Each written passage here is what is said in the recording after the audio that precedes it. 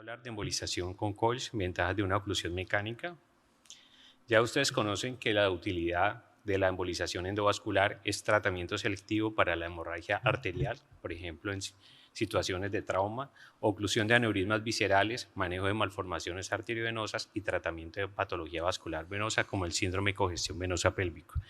Pero ahora tenemos los coils de gran volumen que reducen estas tasas de recanalización que les voy a mencionar más adelante. La embolización es una introducción terapéutica de sustancias en la circulación para ocluir vasos, desvitalizar estructuras, tumores, ocluir órganos y tiene fines terapéuticos como acción conjunta perioperatoria para reducir la vascularización, como en quemodectomas o en tumores óseos. También tiene fines curativos como malformaciones arteriovenosas, paliativos para reducir el dolor, situaciones especiales como la neoplasia, sangrado como epistasis, hemoptisis o sangrado visceral y otras situaciones como el varicocele. También tenemos, y lo conocemos ampliamente, para el relleno de aneurismas, sobre todo para evitar rupturas y sangrados y sacrificios especiales de vasos a nivel anatómico especial, en el cual se interrumpe el flujo sanguíneo absoluto. Dentro de los antecedentes históricos, sabemos que en el 64 fue el primer uso del gel foam para embolización de fístulas carotidocavernosas y posteriormente, desde 1970, aparecieron los coil empujables, en 1990 los coil fibrados y en el 2000 los coil de hidrogel. Sin embargo, estos coil tienen un defecto que dejan espacios vacíos. Por eso ahora la evolución actual es usar oclusiones mecánicas con coils de última generación. Dentro de los agentes embolizantes, los agentes temporales, como ustedes ya lo conocen, también tenemos la trombina, el colágeno y el gel foam. También pueden usar tipos permanentes como partículas, líquidos agentes como el Onyx, Amplatzer o los mismos coils. Sin embargo, la oclusión con coils es equivalente a la ligadura quirúrgica y obviamente esto tiene menor riesgo de sangrado y lesiones vasculares, así como nerviosas. Para hacer una decisión y saber cuáles son los factores para hacer una adecuada selección del coil, la decisión del uso del mayor o menor número de coils se basa en el contexto clínico, el diámetro y la longitud del vaso. Y siempre tiene que existir un equilibrio completo entre la oclusión por la densidad del coil y el volumen del trombo formado. La mayoría de series reportan que debe haber una densidad mínima del 24% y esto reduce el riesgo de canalización. Y como ven aquí en esta diapositiva el ejemplo, para ocluir un diámetro de 8 milímetros con una longitud de 20, se puede calcular el volumen con esta fórmula, en el cual ustedes pueden tomar el pi por el diámetro al cuadrado por la longitud sobre 4, calculando el volumen del vaso que van a ocluir. A esto le sacan el 24% del volumen total para este vaso, sería 241, y si hacen la misma fórmula para el volumen de coil, saben exactamente un aneurisma o el diámetro del coil que necesitan y la cantidad de coil que necesitan para hacer una adecuada embolización del vaso. Estas son las propiedades físicas de un coil. Tenemos desde la estructura primaria, que es el D1.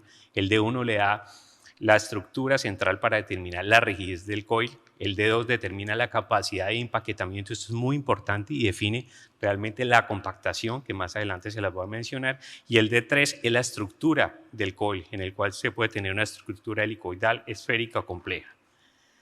La compactación del vaso, el sacrificio es supremamente importante para escoger esto, y la compactación es la relación que ocupa el volumen de los coils y el volumen del recipiente objetivo, para este caso los vasos que vamos a embolizar. Y cuanto mayor sea la compactación, menos será la dependencia de los trombos para la oclusión.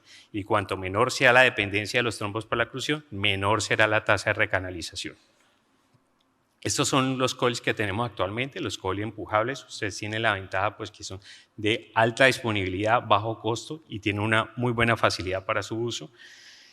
Sin embargo, entre las desventajas, como ya todos nos han pasado en nuestra práctica diaria, se pueden quedar atrapados en las zonas de angulación cuando usamos este tipo de catéteres. Puede tener un efecto rebote sobre los vasos de alto flujo y no se puede reposicionar una vez liberado. Puede quedar un segmento de coil navegando sobre la vena cava, con riesgo de una embolización al pulmón.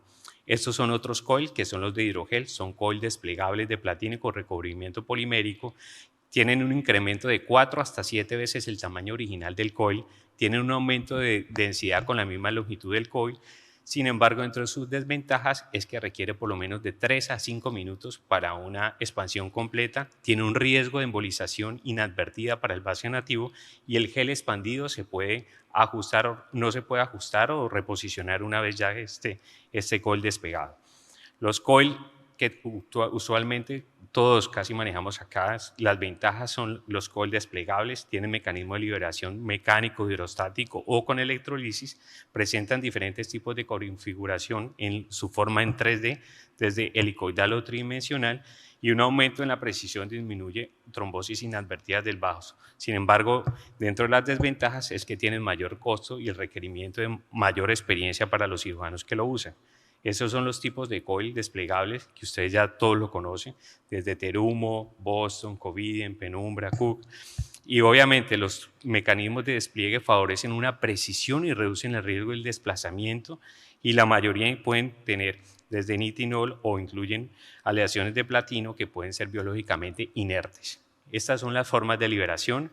Está exclusivamente los coil de Penumbra tienen una liberación mecánica con esta pistola que permite que a nivel del hipotubo salga una bolita y se haga una liberación de este coil de una manera mucho más precisa. Pero ¿cuáles son las ventajas de los coil de gran tamaño? Los coil de gran tamaño, el mayor volumen reduce el número de coil necesarios para embolizar una misma estructura.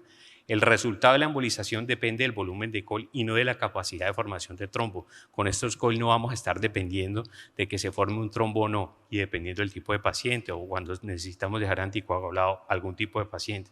Este reduce el tiempo del procedimiento, la exposición del paciente y del cirujano a la radiación. Y ustedes, como pueden observar aquí en este coil, la densidad es supremamente importante, en el cual ustedes necesitan un coil para lograr el empaquetamiento del vaso y necesitan 9 coils de concierto para lograr la misma oclusión, 6 coils interlock de Boston para lograr la misma oclusión que un coil Ruby de Penumbra, 5 coils de Azur para lograr lo mismo, y de Codman necesitan 7. Entonces creo que es un coil con una densidad mucho más grande, es un coil más largo, probablemente necesitan menos coil y se van a demorar menos tiempo en este tipo de oclusiones. ¿Por qué tenemos este tipo de coils de impactación y de gran volumen? Estos coils son supremamente flexibles y forman una oclusión mecánica densa. Y al crear esta oclusión mecánica densa, tienen menos espacios vacíos. Entonces vamos a depender menos de la trombosis. La evidencia clínica y la mayoría de series reportan una tasa de recanalización con los demás coils del 20 al 0.4% y con estos coils solo del 2.2%. Vemos que hay formas de hacer una oclusión adecuada del vaso. Para esto usamos los coil pod. Estos coil forman una jaula o una estructura. Si no tienen el pod disponible, pueden usar el Ruby, también, que forma la estructura o la base, y finalmente con el packing coil, que es un coil que no depende del diámetro del vaso, sino que es un coil que es más de longitud y de relleno, finalmente pueden hacer una oclusión adecuada del vaso. Estos coils son de gran utilidad para arterias de alto flujo, como la arteria subclavia cuando van a hacer un TIVAR, o arterias como las arterias ilíacas cuando necesiten hacer una adecuada embolización. Este es un estudio retrospectivo de 16 pacientes en el cual se hace una embolización selectiva para pseudoneurismas o aneurismas viscerales con estos pacientes, en el cual se usaron coil de 0.18 y se hace un seguimiento angiográfico por resonancia de 6 a 12 meses. Vemos hay un éxito técnico hasta el 100% en este tipo de pacientes, exclusión definitiva del pseudoneurisma solo con un paciente que volvió a recanalizar, hasta en el 93.8%, no hubo complicaciones mayores, mostrando una adecuada efectividad. Cuando tenemos específicamente el relleno de este tipo de coils, cuando hacemos los aneurismas, siempre tenemos que tener en cuenta que eso se hace de adentro, siempre de afuera hacia adentro, y esta es la forma adecuada como se debe crear la embolización del coil. Esto lo podemos lograr creando un coil con una estructura, con una jaula, y finalmente haciéndole el coil de relleno. Normalmente se puede realizar el enmarcado, así como muestra este video. Ustedes pueden usar un coil pod o un coil Ruby para hacer este tipo de estructura. Lo más importante es que, como tiene un sistema que permite la recuperación del coil, toca hacer una estructura muy buena para que no se salga al vaso nativo y haya riesgo de una embolización, y finalmente lo pueden rellenar con un packing coil, como muestra este video a continuación. Este es un estudio retrospectivo de 90 pacientes con malignidad hepática entre el 2003 al 2018, en el cual el procedimiento incluyó la oclusión de la arteria gastroduodenal con coils para radioembolización o infusión arterial hepática en pacientes con quimioterapia, que se midió la medición del empaquetamiento del coil, el diámetro de la arteria gastroduodenal, la longitud del coil y la distancia entre el coil proximal y distal. Desenlace primario, tasa de recanalización de la arteria gastroduodenal. Y esto es muy importante porque muchas veces embolizamos los pacientes o embolizamos los aneurismas, no les hacemos seguimiento y estos pacientes pueden tener recanalización y riesgo de ruptura más adelante. El resultado del estudio, una oclusión a largo plazo libre de recanalización en este tipo de pacientes hasta el 97.8%. La tasa de recanalización del RUI solo mostró del 2.2% y a diferencia de otros estudios, el posicionamiento distal del coil no fue marcado como recanalización.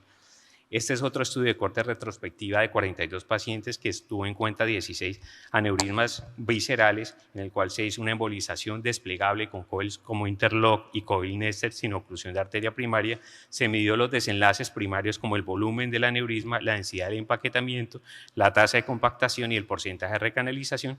Y como pueden ver, los resultados en este estudio tuvieron una tasa de recanalización alta, hasta el 26%.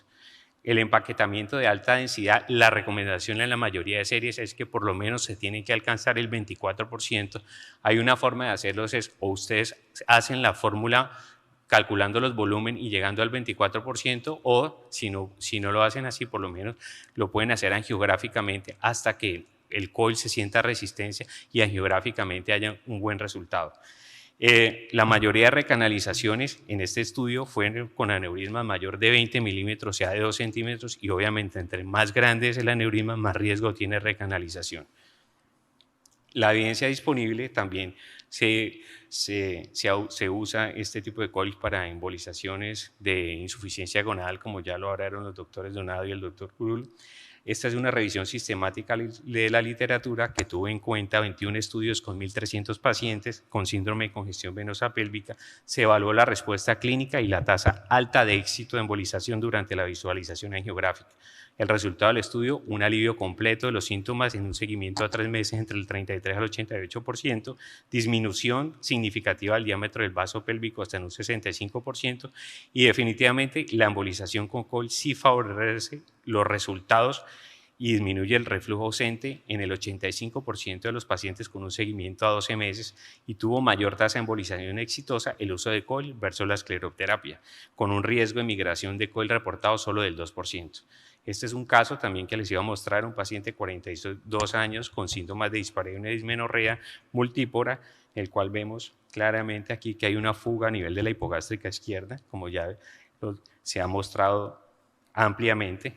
Dentro de las recomendaciones para usar este tipo de coil, yo siempre lo hago con microcatéter, me parece que es la forma más segura, y no usarlo sin microcatéter porque eso hay un riesgo, y el riesgo es que segmento del coil, como este coil tiene tanta densidad y es un coil realmente de compactación alta, puede quedar atrapado dentro del catéter y puede tener problemas y le toque en el procedimiento sacar el catéter con el coil con riesgo de que se le migre a una pulmonar. Entonces es mejor siempre usar el microcatéter. Siempre lo uso también con el handle que viene para la liberación mecánica, me parece que es más preciso y no corre usted el riesgo de que fracturando el coil de pronto no se le libere.